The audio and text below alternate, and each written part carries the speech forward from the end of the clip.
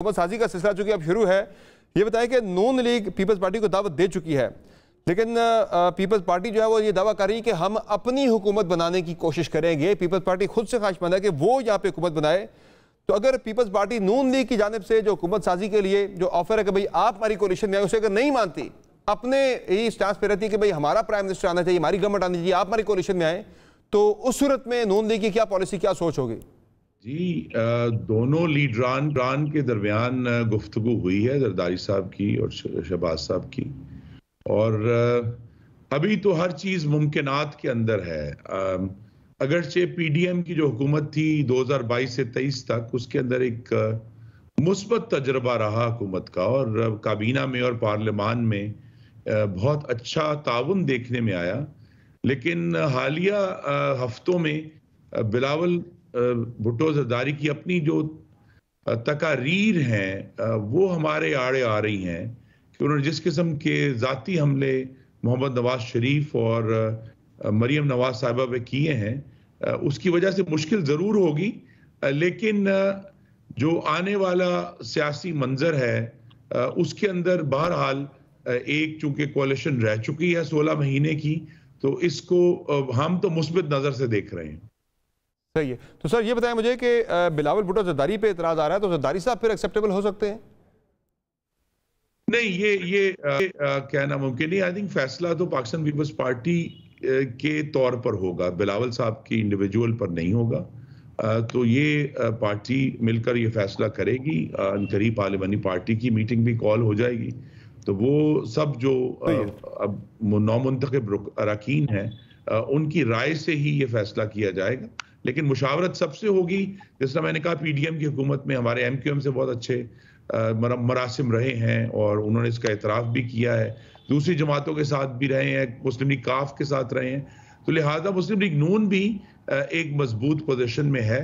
लेकिन इसका फैसला एक ओवरऑल तनाजुर में होगा, पंजाब की भी और जो आने वाली पाकिस्तान का सियासी मंजरनामा है उसके तनाजुर में। तो सर मुस्लिम लीग के वजीर आजम के कैंडिडेट जो है वो शहबाज शरीफ होंगे अब, या नवाज शरीफ साहब ही होंगे? क्योंकि सादा अक्सरियत तो मुस्लिम लीग को मिली नहीं है। मियां नवाज शरीफ ने तो सादा अक्सरियत की सूरत में प्राइम मिनिस्टर का कैंडिडेट आना था, तो आप शायद शहबाज साहब होंगे कैंडिडेट?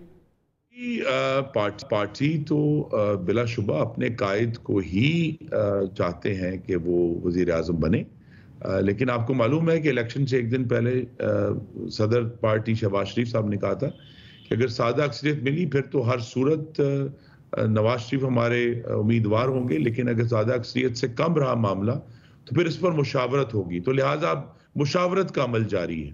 अच्छा, ये जो आर्मी चीफ का बयान आ जाया है वो बड़ा इंपॉर्टेंट है। वो सियासी तनाज़ुर में अगर उसे देखा जाए, एक तरफ वो जमहूरी कुव्वतों की नुमाइंदा हुकूमत की बात कर रहे हैं कि वो सियासत को कौमी मकसद के साथ साथ बेहतर तरीके के साथ पेश करें, और साथ ही वो ये कह रहे हैं कि सियासी जमातें जो हैं वो सियासी पुख्तगी और इत्तेहाद के साथ कौम के एतमाद का जवाब दें।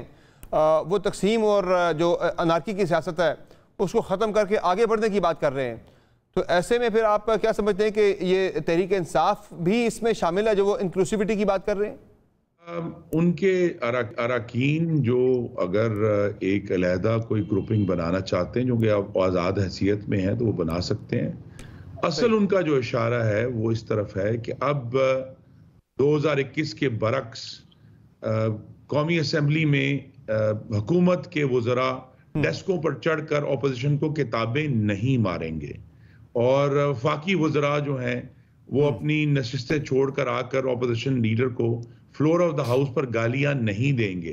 तो ये जो एक कशीदा माहौल है उससे हम निकलने की कोशिश कर रहे हैं कि जो भी वजीर आजम हो वो सिर्फ इस वजह से डेस्कों के पीछे से ना आए कि उसको ऑपोजिशन से हाथ मिलाना पड़ेगा। तो हाँ, सबसे हाथ मिलाना चाहिए, एक दूसरे का एहतराम करना चाहिए, क्योंकि इस एहतराम की बुनियाद अवाम का एहतराम है जो मैंडेट उन्होंने दिया है। मेरे साथ जो इसको इंग्लिश में ज़्यादा बेहतर शायद समझा सकूँ कि जो उन्होंने जुमले हैं वो बड़े इंपॉर्टेंट हैं कि आर्मी चीफ जो कहते हैं कि the nation needs stable hands and a healing touch to move on from the politics of anarchy and polarisation which does not suit a progressive country of 250 million people. Sir इससे क्या मुराद है? वो कौमी हुकूमत की तरफ इशारा दे रहे हैं या हर जमात की कहीं ना कहीं वो इंक्लूसिविटी की बात कर रहे हैं? आपने इसको सर कैसे डिकोड किया है?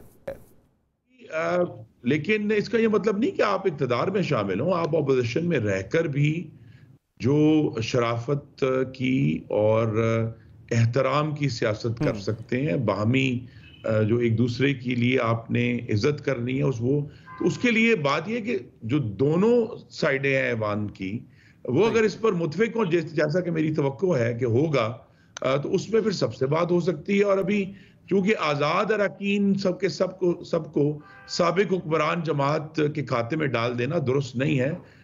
उनकी तादाद जो हतमी है वो इस वक्त जो टीवी पर दिखाई जा रही है उससे बहुत कम निकलेगी। जो उम्मीदवार हैं उनके बारे से आगे चल के बात करेंगे। एक और पेशरफ जो ये सर, वो पाकिस्तान तहरीक इंसाफ और पीपल्स पार्टी में कुछ राब्ते होने का इम्कान नजर आ रहा है, चूंकि पाकिस्तान पीपल्स पार्टी से तहरीक इंसाफ राब्ता करने जा रही है। और कुछ देर पहले अली जफर साहब हमारी ट्रांसमिशन में ये इंदिया दे चुके हैं कि पीपल्स पार्टी काबिल कबूल हो सकती है, उससे बातचीत हो सकती है, नून लीग से बात किसी सूरत भी नहीं होगी। और वो ये भी कह रहे हैं कि शायद पीपल्स पार्टी का वज़ीर-ए-आज़म मुंतखब करवा लें और ख़ुद हुकूमत का हिस्सा ना बने। तो ये कितना बड़ा सेटबैक होगा मुस्लिम लीग नून के लिए? एक टेक्निकल चीज़ भी अभी हायल है कि जो ख़वातीन की और मखसूस नशिस्तें हैं वो आज़ाद अरकान को हासिल नहीं होती, तो लिहाजा उन्होंने किसी न किसी जमात को ज्वाइन करके अपना वो जो नंबर है वो पूरा करना है। जबकि मुस्लिम लीग नून और पाकिस्तान पीपल्स पार्टी और MQM और JUIF को ये मरहला दरपेश नहीं है। हमारी लिस्टें मौजूद हैं और अनकरीब उनके नोटिफिकेशन भी हो जाएंगे। तो लिहाजा उनको वहां तक पहुंचने के लिए कि वो सिर्फ पीपल्स पार्टी और जो आज़ाद अरकान जो PTI के अलावा भी हैं और जो आज़ाद अरकान उनके हैं, उनको वहां तक पहुंचने के लिए कि सिर्फ पीपल्स पार्टी और वो जो ग्रुप है वो हुकूमत बना पाए, वो मुश्किल होगा। ये जो आज़ाद ने आपकी पार्टी की उनसे मुतालिक क्या कैलकुलेशन है? मरकज में पाकिस्तान तहरीक इंसाफ के कितने उम्मीदवार टूट सकते हैं जो नून लीग में जाएंगे, और पंजाब में कितने आपको लग रहा है कि पंजाब में वो टूट के PMLN की तरफ आएंगे? ये तो क्या सराई आइंदा चंद दिनों में आपको ख़त्म होती नजर आएगी। बहुत जल्द इंडिपेंडेंट्स फैसला कर लेंगे कि उन्होंने पीपल्स पार्टी में जाना है, मुस्लिम लीग नून में जाना है, या किसी और जमात में जाना है, या अपनी एक अलग ग्रुपिंग बनानी है उन मखसूस नशिस्तों तक पहुंचने के लिए। लेकिन ये मैं ज़रूर कह सकता हूं कि अभी जो नंबर आज़ाद अरकान का आ रहा है, जो जब सारे फैसले हो जाएंगे तो वो बहुत कम रह जाएगा। सर 93 है नंबर। कुछ देर पहले रऊफ हसन साहब ने तहरीक इंसाफ सेक्रेटरी इत्तलात ने कंफर्म किया कि 100 में से 93 जो है पाकिस्तान तहरीक इंसाफ बैक्ड इंडिपेंडेंट से। इतना कम नहीं है सर। ये बताएं कि अब मखसूस नशिस्तों को मिलाकर पंजाब में नून लीग बड़ी वाज़ेह पोजीशन में आ गई है कि आपकी मखसूस नशिस्तें मिल जाए तो आपका वज़ीर आला अपना आ सकता है। तो अब तो ये वाज़ेह हो गया कि आपका वज़ीर आला आ रहा है पंजाब में। तो मरीम नवाज साहबा होंगी चॉइस पार्टी की या शहबाज शरीफ साहब होंगे? जी ये सारे फैसले पार्लियामेंट्री पार्टीज करेंगी और आइंदा आने वाले हफ्ते में ये फैसला हो जाएगा। और उसका ये बहुत हद तक मरकज से जुड़ा हुआ है कि मरकज में जो हतमी फैसला होगा उसके मुताबिक फिर उसके मुज़मरात में होगा कि पंजाब में कौन वजीर आला इंशाल्लाह मुस्लिम लीग नून की तरफ से बनेगा। तो सब इलेक्शन की एक्सरसाइज हुई है, आप इससे मुतमईन हैं या इसमें जो खराबियां हुई, काउंटिंग का प्रोसेस स्लो था, सीटें ऊपर नीचे हो गई, काउंटिंग के दौरान मोबाइल फोन सर्विस का बंद होना, आप मुतमईन हैं सारे प्रोसेस से? प्रोसेस हतमी तौर पर 2018 से बेहतर था। जो मैकेनिक्स थे सारे लिस्टों के और इलेक्शन कमीशन के जो मामलात थे इलेक्शन वाले दिन, वोटरों को किसी किस्म की रुकावट का सामना नहीं करना पड़ा। और उसके बाद जो काउंटिंग भी हुई है, सिर्फ ये इशू है ज़रूर कि इस चीज़ को दुरुस्त करने के लिए कि भाई काउंटिंग बिल्कुल जिस तरह वोटरों ने वोट डाला है उस तरह ही, उसमें कुछ ताख़ीर ज़रूर हुई है। और इसी वजह से जो कियास आराइयाँ थी इलेक्शन की रात, उनकी वजह से बहुत लोग जो हैं वो गुमराह हुए हैं। तो अब जबकि हतमी नताइज आ गए हैं तो वो जो प्रोसेस है वो 2018 के मुकाबले में बेहतर हुआ है। वैसे ये जो तहरीक इंसाफ की सीटें ज़्यादा आई हैं मुस्लिम लीग नून से, बावजूद इसके कि उनके हाथ पांव बंधे हुए थे, उनके पार्टी कायद जेल में, सज़ा पे सज़ा हो रही है, मुहिम नहीं चला सकी पाकिस्तान तहरीक इंसाफ, इंतखाबी निशान उनसे ले लिया गया, उनसे फॉर्म छीने जाते रहे, सब कुछ होने के बावजूद पाकिस्तान तहरीक इंसाफ का अच्छा परफॉर्म करना और नून लीग का तवक्को से बहुत ही कम सीटें आना, कोई एनालाइज किया आपने कि क्या वजह बनी इसकी? दो बातें हैं जी। एक तो तमाम आज़ाद को एक साबिक हुक्मरान जमात के खाते में डालना दुरुस्त नहीं है। अगर आप पिछले 4 से 5 इलेक्शनों पर नज़र डालेंगे तो 20 से 40 तक भी आजाद नशिस्तें आई हैं, जबकि ये मौजूदा सूरत आपकी सर 74 सीटें उनके तो लिहाजा सब के सब वहां डाल देना जो है वो दुरुस्त नहीं है और ना ही किसी मैंडेट को वो जाहिर करता है।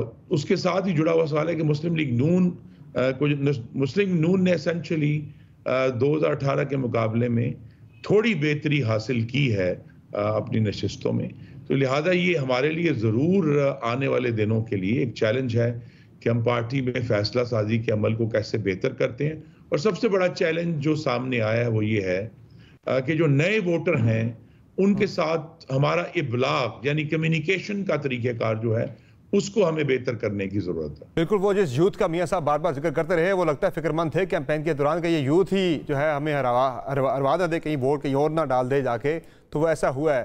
सर ये आप अपनी सीट भी वैसे हार गए हैं, इसकी वजह क्या बनी है? आप तो मुसलसल जीतते भी आ रहे हैं पीछे माजी में, और इस मत पर ऐसा क्या हुआ कि आप हार गए? और सर्विस में तो पोजीशन आपकी बेहतर दिखाई दे रही थी।